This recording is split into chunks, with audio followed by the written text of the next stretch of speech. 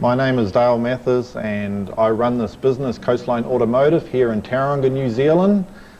We do Mustang restoration work and vintage race car fabrication, which is for our classic race car and muscle car race car rules here in New Zealand. Here is a car that has not long been recently built. It started off as a 65 Mustang fastback road car, which I imported probably 18 months ago. Stripped the car down to the bare shell, fabricated the roll cage, mounted in all the seatbelt points and the gauges, and went through the whole car, seam welded it, fitted torque boxes in it. It's powered by a 351 SVO Ford engine with -1 Brodex cylinder heads, being stroked out to 389 with steel stroker crank, running aluminium radiator. Has a Tillerton triple plate clutch and Ford top loader gearbox that's been specially modified. It's running 4-wheel disc brakes. Has the NASCAR 13-inch front curve vane front disc brake rotors and 4-pot wheelwood calipers. Tubular top and bottom suspension arms. Running Coney double adjustable shocks and coilover springs. This car is very quick in its class. The horsepower of the engine is about 550, so it makes a little 65 fastback run quite well. Over here is a next car which is under current construction at the moment.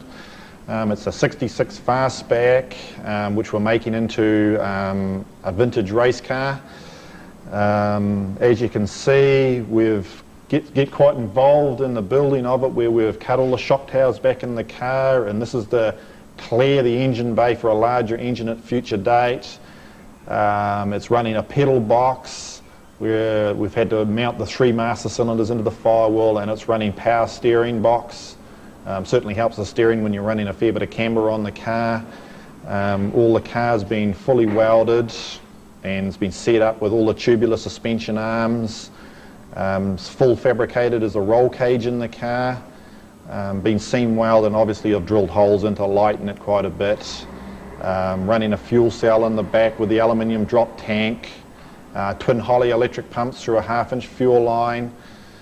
So basically we've got this whole car, I've stripped it right down, seam welding all the parts around the windscreen and the rear window, and just basically doing all the fabrication and construction work before we strip this car down right to the bare shell, and I will have it bead blasted and acid dipped, and then we'll start painting the car from this stage, and then from that we'll assemble it together. Just running a little 302 small block Windsor in it at the moment with a top loader transmission. It's got a full floater, strange engineering Ford diff in the back. This vehicle's running NASCAR wheelwood brakes all round as well. Once it's finished, it's going to be blue with the white stripes, with the Shelby R front apron and the Shelby R rear window. So basically it'll look like a finished Shelby R model that'll be ready to race. As many of you guys may realise, that when you put 500 horsepower through in an early 65-6 Mustang, they tend to flex quite a bit. So at this stage we've built quite an integral roll cage in the car. It's been designed to fit up around the edges so we can still run the original headliner, and all the back panels will fit in. Run the double cross brace through here and attach it through the top of the seat mounting box. It's all fully welded. We also run some braces back into the firewall that pick up the export brace mounting point. As you can see, we've fitted the override traction bars as per the Shelby R model, mounted of course on top of the diff, and I've got this ducting tube which goes through onto the back brakes, and this will be ducted into the side scoops on the side of the car. This is my own 65 fastback race car, a car that I didn't build myself, but I sort of inherited along the way. It's been an old race car in New Zealand for probably about 10 years now.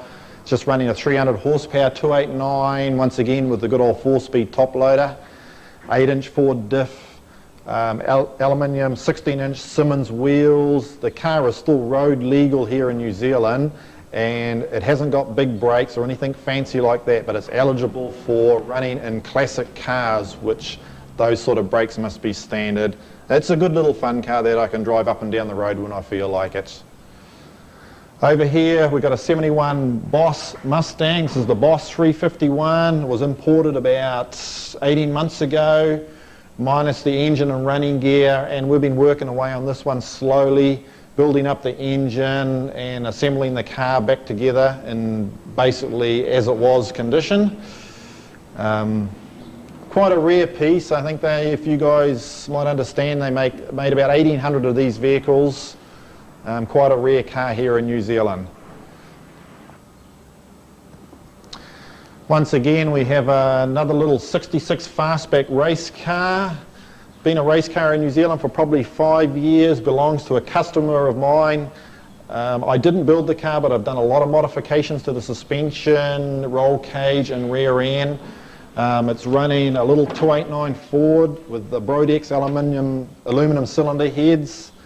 Holley carburetor, it's got Carrillo rods and Wiseco pistons. It's about 400 horsepower, goes very well.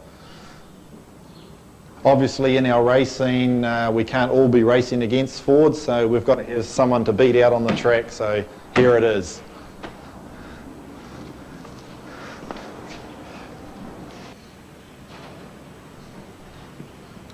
Being a Ford performance automotive nut that I am, this is my own personal car, 1970 Boss 302, which most of you will recognise. I travel to the US approximately twice a year purchasing cars and parts, and this is one that was purchased through a friend of mine from Modesto, California.